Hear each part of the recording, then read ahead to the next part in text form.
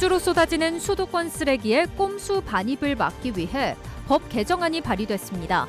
최대 5배까지 웃돈을 물려 진입장벽을 높이는 내용입니다. 수도권으로 향하는 고압 송전선로 34개가 충북 전역을 거미줄처럼 뚫고 지나가면서 주민 반발이 커지고 있습니다. 현장 취재했습니다.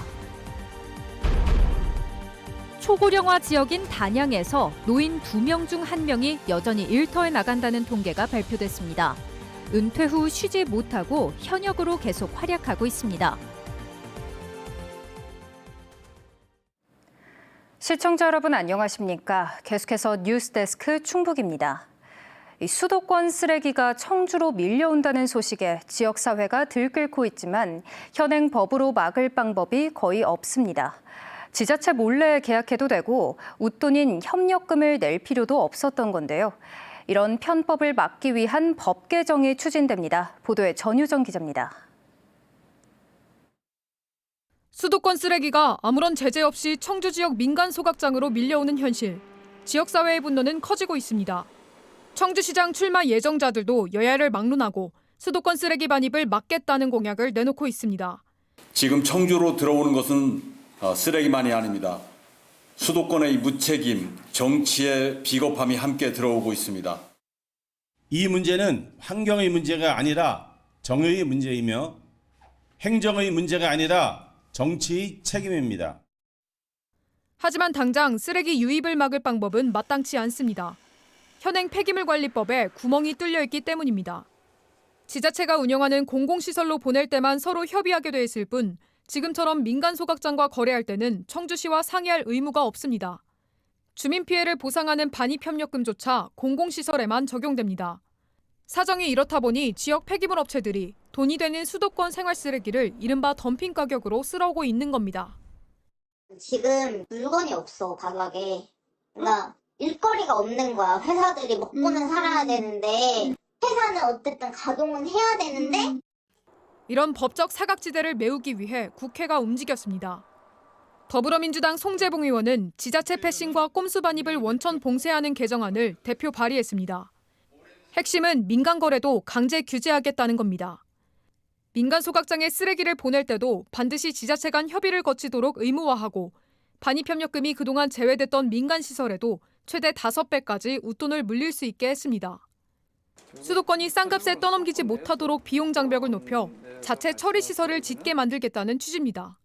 수도권의 공공소각시설이든 처리시설이 들어서서 스스로 처리할 수 있도록 될 것이고 그렇게 되면 생활쓰레기의 지자체 간 이동이 오히려 근본적으로 사라질 수 있는. 이 개정안이 통과된다면 내년 1월부터 시행됩니다. 다만 법 통과까지 적지 않은 시간이 걸리는 만큼 당장 쓰레기 편법 위탁을 막기 위해 충청북도와 청주시가 적극적으로 행정력을 동원해야 한다는 지적이 나오고 있습니다. MBC 뉴스 전유정입니다. 수도권 쓰레기를 비수도권이 떠안는 문제 못지않게 전력 수급 문제에서도 지역의 일방적인 희생이 강요되고 있습니다.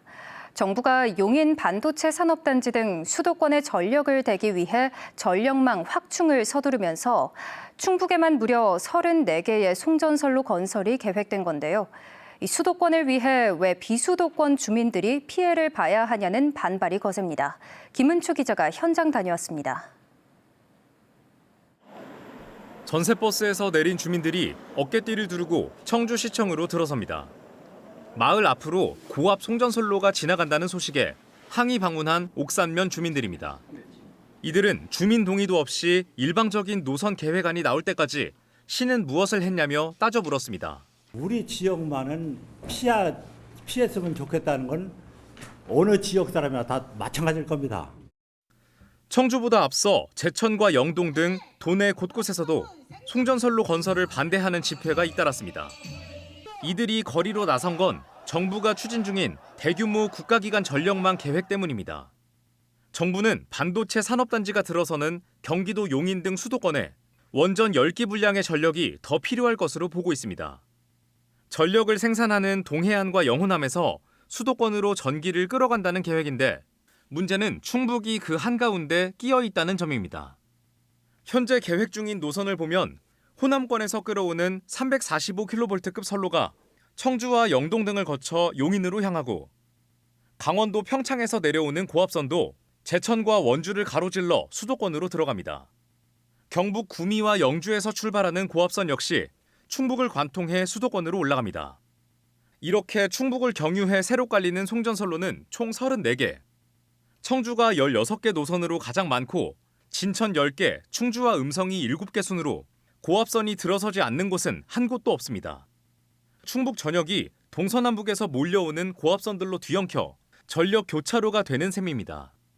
결국 혜택은 수도권이 보고 충북 주민들은 피해만 떠안게 된다는 비판이 나옵니다.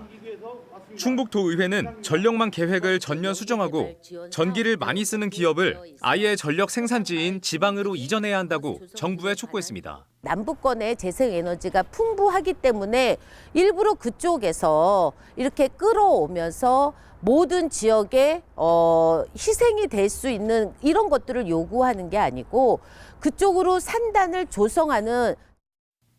하지만 정부와 한전은 전력망 적기 구축을 위해 인허가 절차를 대폭 줄이는 특별법까지 시행하며 속도전을 예고한 상황. 주민들은 전면 백지화를 요구하며 전국적인 연대투쟁까지 나서고 있어 머리 위 고압선을 둘러싼 갈등은 걷잡을 수 없이 커지고 있습니다. MBC 뉴스 김우초입니다. 청주시가 학교급식 납품업체 선정 과정에서 특혜 의혹이 제기된 업체와 예정대로 납품 계약을 추진해 논란이 일고 있습니다. 해당 업체는 지난 10월 공공급식지원센터 축산물 공급업체 선정 과정에서 청주시가 입찰 참여 기회를 주기 위해 공고문을 3차례나 수정해줘 자격 미달 논란을 빚은 업체입니다. 청주시는 입찰 과정에서 공무원의 잘못은 있지만 법적인 문제는 없다고 판단했으며 재공고 없이 예정대로 모레 계약을 진행한다는 계획입니다. 더불어민주당 중앙당 윤리심판원이 전원표 제천 단양 지역위원장에 대해 제기된 징계 청원을 모두 기각했습니다. 민주당 윤리심판원은 전 위원장을 둘러싼 젠더폭력 의혹은 증거가 부족하고 지방의회와 관련된 논란 역시 정당 내부의 조직운영 범주에 속한다며 징계 사유가 없다고 판단했습니다. 제천 단양 지역위원회는 이번 결정으로 불필요한 논란이 해소됐다며 당 화합과 지역 발전에 매진하겠다고 밝혔습니다. 더불어민주당 소속의 서민석 변호사가 청주시장 선거 출마를 선언했습니다. 청주시청 브리핑룸에서 기자회견을 연 서민석 변호사는 청주 시민을 부자로, 청주시를 부자 도시로 만들겠다며 부자 시민 통장 도입, 시내버스 준공영제 재검토, 간병인 통합지원센터 등을 제시했습니다.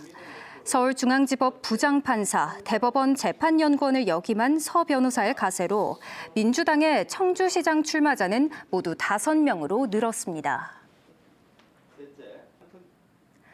전체 인구의 37%가 65세 이상인 단양군에서 노인 절반 이상이 경제활동을 하고 있다는 통계 자료가 발표됐습니다.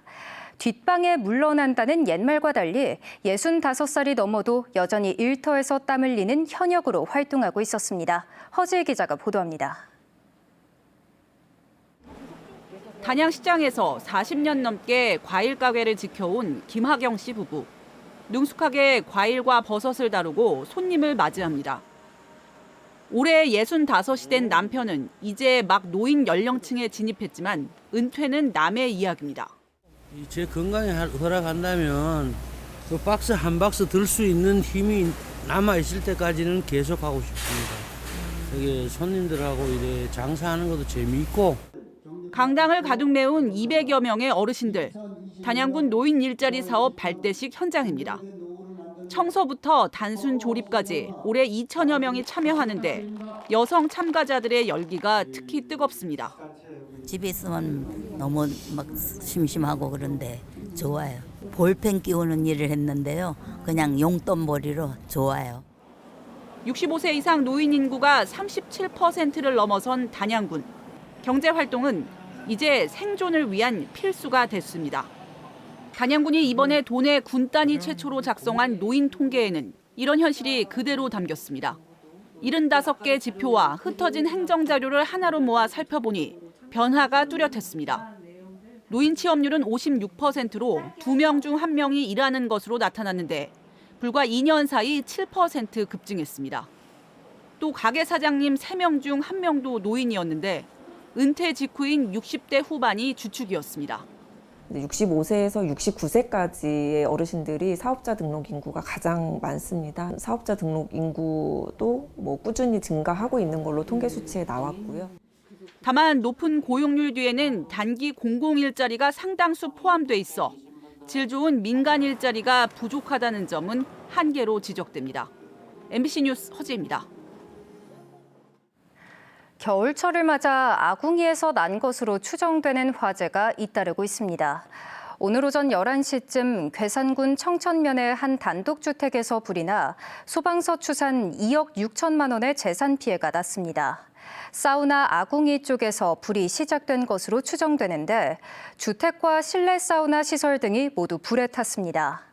앞서 어젯밤 10시 10분쯤에도 단양군 적선면 단독주택에서 불이 나 소방서 추산 8,300만 원의 재산 피해가 났습니다. 낮잠을 자던 어머니를 살해한 30대 아들이 법정에서 잔소리가 듣기 싫어 범행했다고 진술했습니다. 오늘 청주지방법원에서 열린 첫 공판에서 존속살해 혐의로 기소된 30대 남성은 범행 사실을 모두 인정했습니다. 하지만 수사기관에서 신이 되살려줄 줄 알았다고 했던 진술과는 달리 어머니가 잔소리를 하는 게 싫어서 저지른 일이라며 말을 바꿨습니다. 이 남성은 지난달 2일 괴산군의 자택에서 낮잠을 자던 60대 어머니를 살해한 혐의를 받고 있습니다. 채팅앱으로 만난 미성년자를 수차례 성폭행한 혐의로 재판에 넘겨진 전 충주시 공무원이 집행유예를 받았습니다. 인천지방법원 부천지원은 전 충주시 공무원에게 징역 3년에 집행유예 5년을 선고했습니다. 이 남성은 지난해 1월부터 석 달 동안 경기도 부천의 한 아파트에서 미성년자를 9차례 성폭행하고 이를 항의하는 피해자의 어머니를 밀쳐 다치게 한 혐의를 받고 있습니다. 재판부는 피해자에게 회복하기 어려운 상처를 남겼다고 질타하면서도 피고인이 초범이고 부양해야 할 가족이 있다며 선처 이유를 밝혔습니다. 지난해 청주 지역 출생아 수가 4년 만에 다시 5천 명을 넘어 비수도권 1위를 기록했습니다. 청주시가 집계한 지난해 출생아는 지난해보다 12.8% 증가한 5,465명으로 비수도권 시군 가운데 가장 많았습니다. 전국적으로는 229개 시군구 가운데 경기 화성과 수원, 용인에 이어 네 번째입니다. 한편 지난해 말 기준 청주시 인구는 88만 5천여 명으로 1년 만에 4천 명 가까이 늘었습니다. 지난해 출생아 증가율 전국 1위에 오른 충청북도가 올해는 출생아 10,000명을 목표로 지원책을 확대합니다. 김영환 지사는 오늘 브리핑을 통해 지난해 출생아 수 8,000명을 돌파했던 임신, 출산, 양육 정책을 올해 더 확대하겠다고 밝혔습니다. 난임부부 시술비와 임산부 산후조리비, 아동수당 등을 늘리고 결혼 출산가정 대출이자 지원, 다자녀 가정 주거환경 개선 사업도 확대합니다. 이 밖에 가치자람 플랫폼을 통해 온라인으로 신청할 수 있는 사업을 기존 8개에서 13개로 늘립니다. 보이스피싱 피해자에게 금괴를 사오도록 유도해 가로채려던 30대 수거책이 경찰에 붙잡혔습니다. 제천경찰서는 지난달 24일 제천시 하소동에서 보이스피싱 피해자로부터 1억 원 상당의 골드바를 건네받으려 한 혐의로 38살 여성을 붙잡아 조사하고 있습니다. 해당 보이스피싱 조직은 피해자에게 개인정보가 유출됐으니 재산 1억 원을 금으로 바꿔 검사를 받아야 한다고 속인 것으로 드러났습니다. 뉴스를 마칩니다. 고맙습니다.